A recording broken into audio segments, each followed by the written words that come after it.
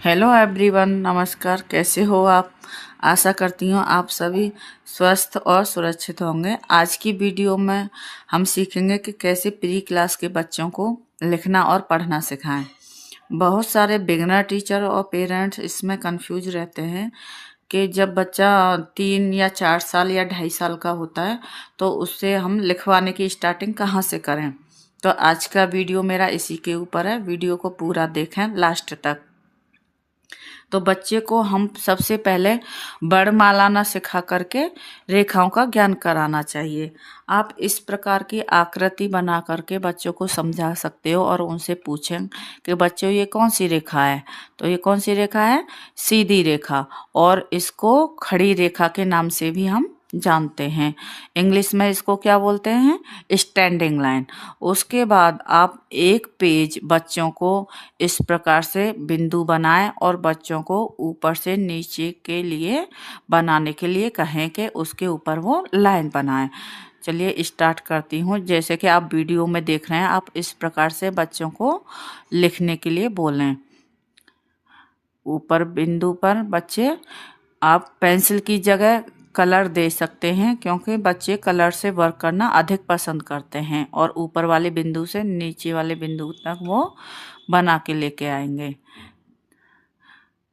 इस प्रकार से। आप पूरा एक पेज बच्चों को अभ्यास करने के लिए दें। जब बच्चे सीधी रेखा बनाना सीख जाएं, उसके बाद आप दूसरी रेखा का ज्ञान बच्चों को करा सकते हैं। नेक्स्ट है आड़ी रेखा। तो आप इस प्रकार की आकृति बना सकते हैं और बच्चे को बताएंगे कि इंग्लिश में इसको क्या बोलते हैं, स्लीपिंग लाइन, और हिंदी में इसको पड़ी रेखा के नाम से भी जानते हैं। फिर आप 1 पेज यानी एक पेज पूरा बच्चों को इस प्रकार की रेखाओं का बनवाने का अभ्यास कराएंगे। आप 2 बिंदु रखें इस प्रकार और बच्चों को उन्हें ट्रेस करने के लिए कहें। पेंसिल की जगह आप बच्चों को क्रेयॉन से वर्क करने के लिए कहें, क्योंकि कलर से बच्चे वर्क करना अधिक पसंद करते हैं। तो इस प्रकार से एक बिंदु से दूसरी बिंदु तक उन्हें लाइन खींचना है, उसको मिलाना है। तो हमारी ये कौन सी रेखा बन गई? आड़ी रेखा या फिर पड़ी रेखा। और इंग्लिश में हम इसको क्या बोलते हैं? लिखने के साथ साथ आप उनको बोल करके बताएं, स्लीपिंग लाइन। आपको पूरा 1 पेज इस प्रकार की रेखा का अभ्यास बच्चों को कराना है। नेक्स्ट है तिरछी रेखा।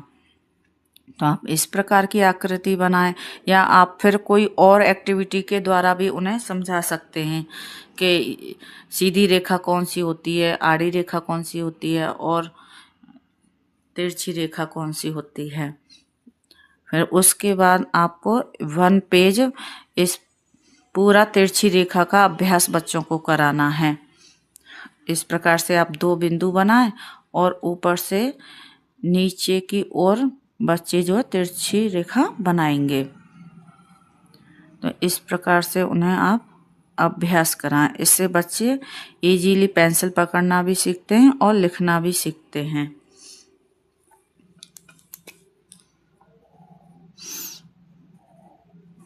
इस प्रकार जब बच्चे रेखाओं का ज्ञान सीख जाते हैं तो उनको फिर स्वर पढ़ाना, हिंदी में स्वर लिखवाना आसान हो जाता है। डायरेक्ट अगर आप उन बच्चों को वर्णमाला सिखाएंगे तो उनके लिए बहुत कठिन होता है। उसके बाद आता है वक्र। वक्र को हम आधा गोला भी बोलते हैं। तो आप इस प्रकार की आकृति बना सकते हो। तो और बच्चों को समझाएं इसको क्या बोलते हैं, आधा गोला। ठीक है। और इस प्रकार आप 2 बिंदु रखें और बच्चों को बनाने का अभ्यास कराएं। इस प्रकार एक बिंदु से दूसरे बिंदु तक, इस प्रकार। तो ये क्या बन गया? ये लेटर सी नहीं है, क्या है? आधा गोला। हिंदी में इसको क्या बोलेंगे? अर्धगोला या आधा गोला। तो इस प्रकार से आप बच्चों को 1 पेज प्रैक्टिस कराएं। देन उसके बाद आप इस प्रकार भी बच्चों से बनवा सकते हैं।